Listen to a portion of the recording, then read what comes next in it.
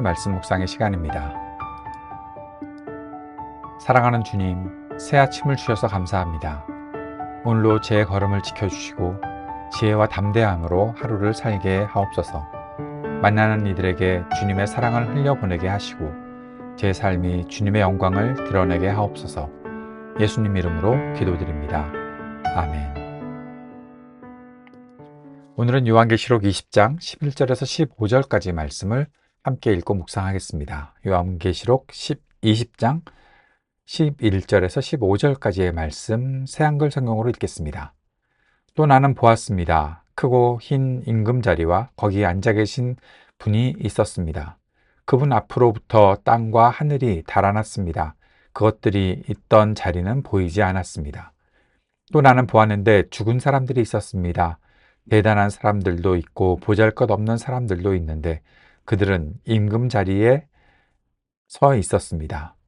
그리고 책들이 펼쳐졌습니다. 다른 책도 펼쳐졌는데 생명책이었습니다. 그 죽은 사람들은 그 책들에 적힌 것에 기초해서 그들이 한 일에 따라 심판을 받았습니다. 또 바다가 그 속에 있는 죽은 사람들을 내주었습니다. 죽음과 하데스도 그 가운데 있는 죽은 사람들을 내주었습니다. 그들은 저마다 자기들이 한 일에 따라 심판을 받았습니다. 그러고 나서 죽음과 하데스도 불못에 던져졌습니다. 이것이 두 번째 죽음, 곧 불못입니다. 누구든지 생명책에 적혀 있는 것으로 밝혀지지 않으면 불못에 던져졌습니다. 아멘. 요한계시록 20장 11절부터 15절까지의 말씀을 함께 읽었습니다. 11절에서는 흰 보좌와 심판자에 대한 내용이 나타나 있습니다. 요한이 본 크고 흰 보좌는 거룩하고 완전한 심판의 권위를 상징하는 것이죠. 땅과 하늘이 그 앞에서 피할 수 없을 정도로 하나님의 심판은 절대적이다라는 사실을 드러내주는 말씀입니다. 12절과 13절에 보면 모든 사람의 심판이 나타나 있습니다. 죽은 자, 크고 작은 자 모두 보좌 앞에 서게 됩니다. 두 가지의 책이 열립니다. 바로 행위의 책과 생명책입니다. 사람은 각자의 행위대로 심판을 받습니다. 하지만 생명책에 기록된 자만이 구원을 받습니다. 바다, 사망, 음부, 그 안에 있는 자들을 다 내어놓으니 피할 곳은 없다라는 것을 보게 되는 것이죠. 14절부터 15절에서는 둘째 사망과 생명책이 나타나 있습니다. 사망과 음부 자체가 불못에 던져지죠. 둘째 사망은 영원한 멸망과 분리를 뜻합니다. 생명책에 기록되지 않은 자는 모두 불못에 던져진다고 말하고 있습니다. 그러나 생명책에 이름이 기록된 자는 영원히 하나님과 함께 거한다는 것이죠. 여기서 우리가 봐야 할 것이 있습니다.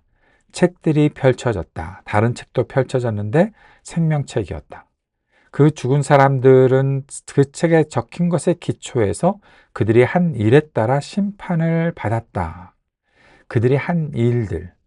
다시 말하면 생명책에 기록된 자가 영원히 하나님과 함께 거하는데 그 이름만 기록된 것으로 끝나지 않는다라는 것을 보게 되죠. 바로 그 생명책에 기록된 사람은 생명책에 기록된 사람답게 살아가는 모습이 있어야 한다는 것이고 그렇게 하나님께서 그들과 함께 거하신다는 사실이 드러나야 한다는 것을 말해주고 있는 것입니다. 이 말씀이 당시 교회에 주시는 어떤 메시지로 들려졌을까요? 로마 제국의 압제 아래의 성도들에게 궁극적인 심판과 하나님의 정의는 강력한 소망이었을 것입니다. 로마 황제가 심판자가 아니라 오직 하나님만이 참 심판자이심을 선포했던 것이죠.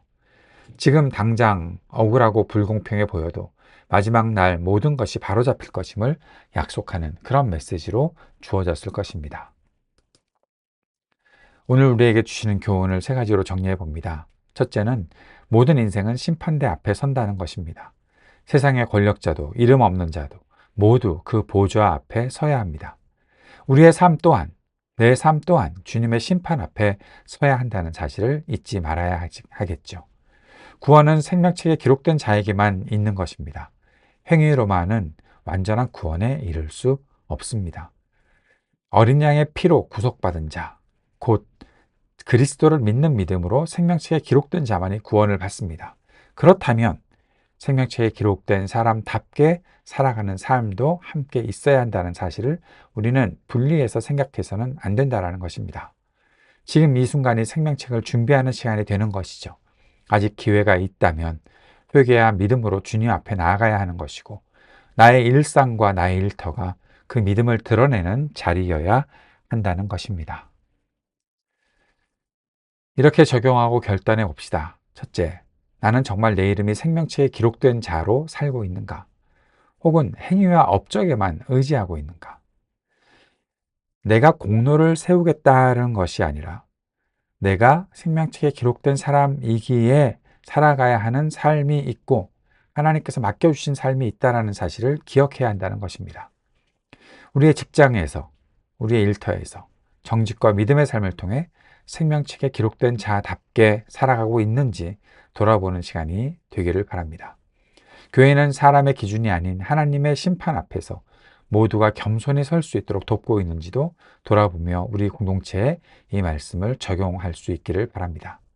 마지막 심판은 피할 수 없습니다. 오직 어린 양의 생명책에 기록된 자만이 구원을 받습니다. 그러므로 우리는 오늘을 생명책에 합당한 삶으로 살아가야 한다는 것이죠. 흰 보좌 앞에서 우리의 이름이 생명책에 기록된 것을 확신하며 감사와 담대함으로 오늘을 살아갈 수 있기를 축복합니다. 주님께서 가르쳐 주신 기도 함께 드리겠습니다. 하늘에 계신 우리 아버지, 아버지의 이름을 거룩하게 하시며 아버지의 나라가 오게 하시며 아버지의 뜻이 하늘에서와 같이 땅에서도 이루어지게 하소서. 오늘 우리에게 일용할 양식을 주시고 우리가 우리에게 잘못한 사람을 용서하여 준 것 같이 우리 죄를 용서하여 주시고 우리를 시험에 빠지지 않게 하시고 악에서 구하소서. 나라와 권능과 영광이 영원히 아버지의 것입니다.